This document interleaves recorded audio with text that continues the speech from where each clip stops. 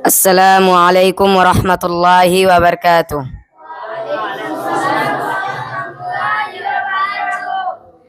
نحمده ونستعينه ونستغفره ونؤمن به ونتوكل عليه.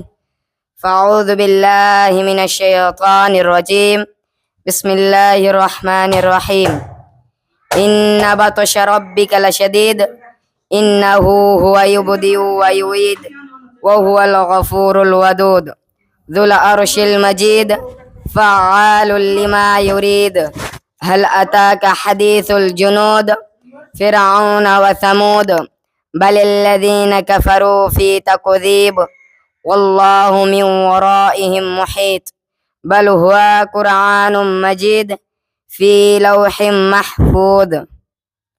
উপস্থিত আমার পাশে বসে থাকা শিক্ষক মহাশয় এবং আমার সামনে বসে থাকা ছোট বড় তালবিলিম ভাই সকল, আমি আপনাদের সম্মুখে যে বিষয়টি নিয়ে দণ্ডায়মান হয়েছি দাঁড়িয়েছি সেই বিষয়টির নাম হচ্ছে হজ পালনকারী।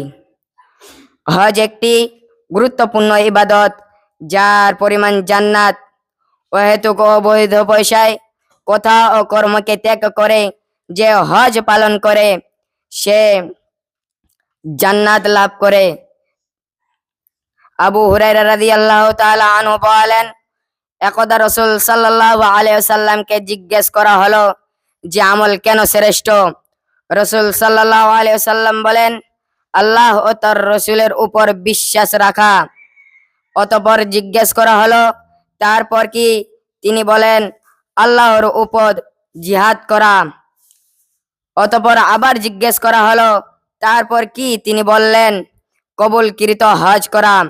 এই হাদিস দ্বারা প্রমাণিত হয় যে উত্তম আমল হলো আল্লাহ ও তার রাসূলের উপর বিশ্বাস রাখা, দ্বিতীয় উত্তম আমল হলো আল্লাহর পথে জিহাদ করা, তৃতীয় উত্তম আমল হলো আল্লাহর পথে কবুলকৃত হজ করা, যার বিনিময় জান্নাত।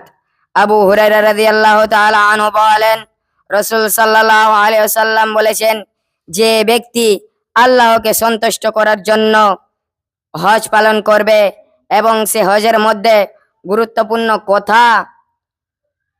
কথাকে লিপ্ত করবে না, সে ওই দিনের মতো নিষ্পাপ হয়ে যাবে যেই দিন তার মা তাকে জন্মগ্রহণ করেছিলেন।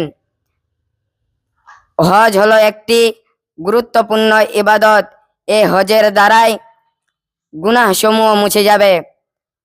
তাই আল্লাহ তাআলার কাছে দোয়া করি, আল্লাহ তাআলা যেন আমাদেরকে হজ পালন করার তৌফিক দান করে। আমি এখান থেকে আমার বক্তব্য শেষ করছি। আসসালামু আলাইকুম ওয়া রাহমাতুল্লাহি ওয়া বারাকাতুহু।